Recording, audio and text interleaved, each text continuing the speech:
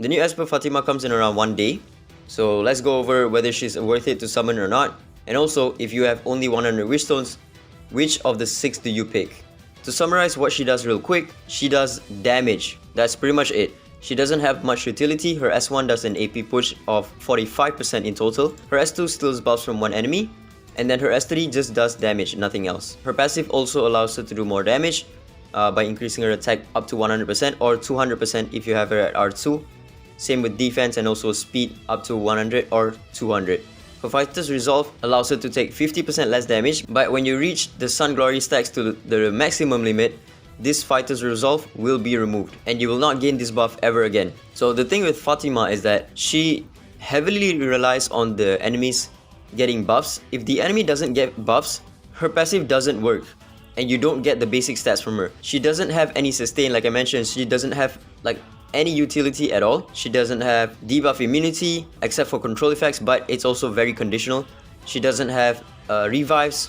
All she does have is defense, but that defense needs to be built up after a very long period of time. You cannot gain the basic stats from any other avenues apart from when the enemies buff up. So with that being the case, you can already rule her out to not being good in Falsetto Fantasy, because Falsetto Fantasy bosses don't buff up except for Dark Starlord on Team 1 when he gets the defense up and also the immunity, right? But it's a very slow process. You're not going to be using her in Forbiter because she takes too many turns. Her S1 does too much of an AP push while not doing enough damage.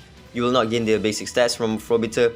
You will not gain the basic stats from Sonica because she doesn't buff up. In Ritual Miracle, she's also not going to be good because the bosses don't buff up as well. In Desolate Lands, again, the bosses don't buff up. She's not going to be good. So the only place that we can really see her being useful is in PvP. But the thing is, if you're a bruiser and you don't have any like form of sustain other than the damage reduction that she gets once in the battle, when you get to 10 stacks of Sun Glory, the damage reduction is going to be gone, right? No revives, no sustain. She's going to be very hard to run in PvP, especially if that PvP team that you're up against does not have any buffs. There's still a few Espers in the meta that uses buffs, but there's even more Espers that don't even buff up, that don't rely on buffs to do what they do. And she heavily relies on the enemies buffing up, otherwise you're not going to really do anything with her. So if you want to run her in PvP, you would need to throw in as much support as possible onto her. You need R6 Lian, you need Sakura. Number one, you need to run her with Chu Yao because again, not being debuff immune means that she can get defense break. She will just get critted on, just get one shot. She can get one shot, right? It's very easy for her to get one shot before she starts amping up her basic stats. If you're only at R1, she's not really going to do much for you. The 100% of attack and defense is not really going to change her all that much. She does spam her AoE a lot, but it doesn't really change that much if it doesn't really do that much damage. So, Fatimah, if you only have 100 Wishstones, you completely skip her. She's not really going to do much for you.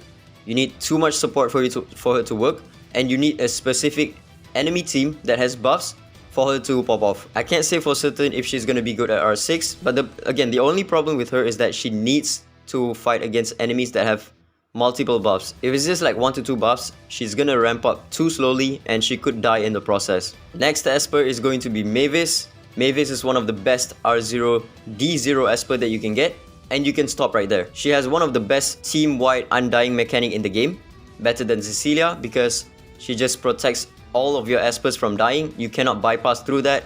There's no unit in the game that can kill off your allies whenever Mavis is in the battlefield. But there has been some counters to her lately, being R6 Chu Yao, and a smarter AI also could make her significantly weaker, right?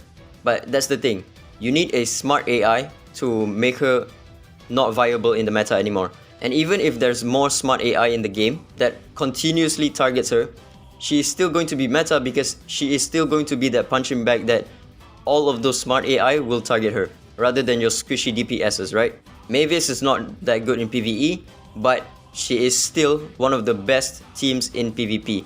You will still run her in your top 3 teams in knockout, or even top 2 in for some cases. So Mavis is an easy one. If you have 100 Wishstones, she is one of the best R0, D0 Esper that you can get. But is she the highest priority among the 6? I'll get right back to that. Okay, next Esper is going to be Archibald. He is a very good partner for Mavis, but unfortunately he's not the best partner anymore. And the Mavis comp has too many Espers that wants to be in that comp, because his existence is pretty much just to be with Mavis. to provide Mavis with the damage reduction with his passive right here. Where is it? This one. He takes 25% of damage, incoming damage from Mavis, but unfortunately for him, he is not the best pairing with Mavis. The best pairing with Mavis is going to be R2 Jinchu, and then your DPS is going to be Iki if you do happen to have him. And then you want to have a speed lead, either it be Ollie or even Tolan in some cases. I am using Tolan instead of Ollie, and the win rate is pretty high. In Diamond tier, this team goes up to like 60 to 70% win rate. And then your last slot is going to be flexible. You can run Archibald in this spot, but again, it doesn't really change all that much. You can even run your non-R6 Daji, but if she is R6, it's not worth it to run her in this team because of how her revive mechanic works with Mavis at R6. So Archibald now is not worth it anymore. He's just pretty much ran with Mavis. He's still a very good partner to Mavis, but not the best anymore. Now onto the Espers in the live server. I'm gonna go over Hilda first. At this point, unfortunately, Hilda is not worth it to R0 anymore because her whole kit relies on her deep sleep buff, but this deep sleep buff is silver rim, which means you can buff block her, you can remove the buff. With how the meta is right now, where there's Wu Yu that completely buff strip the entire enemy, and then there's also Iki that AoE strips as well, doesn't even need accuracy to begin with. We have Chu Yao that also strips buff. We have Chu Yao that also has immunity buff with the rival rune system, so it doesn't even work on Chu Yao. So if her R6 is already struggling a lot in PvP, her R0 is not really gonna do much for you. She's still decent for Verbiter, but not the best as well. The best is going to be Elaine as the number 1, and then number 2 is going to be Uran. And then the other team, you don't even run a sleep unit. So you're only gonna run Hilda if you don't have a Uran or a Elaine in your account in Verbiter. Next Esper is Liam. This guy is one of the best R0 D0 Esper you can get. I still have him at R0 D2. I use him in a shit ton of content in all of the Falsetto Fantasy. He is the main DPS for Sonica, one of the best pairing with Embla, which is the highest scoring team for the other 2 bosses. He's good in Andra's boss to pair up with Tever. He's also good in Desert Lands, again pair up with Tever. And in PvP, if you do happen to have Wu Yu, he's gonna be very good as well. Especially if you have him paired up with another DPS in the Wu Yu comp. Let's say for example, you have R6 Daji, you can pair those 2 up together. You can pair Momo up with him as well. That's also a very good combination. Liam is 100% worth it to R0 even till this day. His usage has slightly dropped down in the Embla comp, but he redeemed himself by being the number 1 DPS in Sonica once again. And the last unit on our list is going to be Sakura or Sakuya Hime. At R0, she is still one of the best unit to run with Wu Yu. Without Wu Yu, she is still good because of her damage reduction being unconditional. And also, if she gets to cast her S3, she's gonna keep healing up your teams whenever they get attacked or whenever they attack. One of the best sustain for PvP in the game. And if you like a healer in PvE, she's also gonna be useful in some of the Falsetto teams. And also, the Vigor Guard, which blocks control effects. This is going to be good for some PvE contents, especially if you're running her with Shuan Pin of your own. And if your Shuan Pin is not R2, she's going to stun one of your allies whenever she casts her S2, right? But because of your Sakura providing the Vigor Guide, that ally is no longer going to be stunned. Now, is she anything game breaking at R0?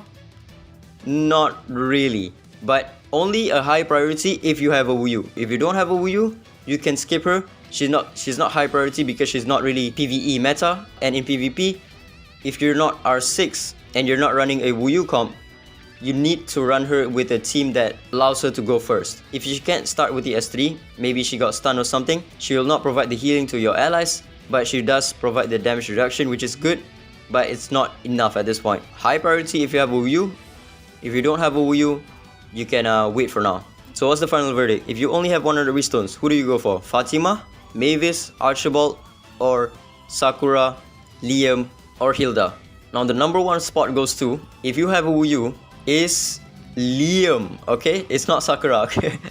Liam is just way too game changing to not have at R0. The amount of points that he's going to add to your Falsetto Fantasy. For example, if you don't have an R0 Liam in your account, your Falsetto Fantasy score, let's say for example, is 30 million across all 3 of the bosses. Once you get a Liam, your Forbiter is going to go up by like 10 to 20 million because of the Embla comp. Your Dark Starlight is going to go up by almost the same amount, 10 to 20 million. And then your Sonica is going to go up to like 50 to 60 million because of an R0 Liam. That's how game breaking and game changing he is. And even in PvP, if you have a Wu Yu, he's going to be decent in that comp. Not better than Sakura, but again, with how game changing he is in PvE, it just doesn't make sense for you to skip him.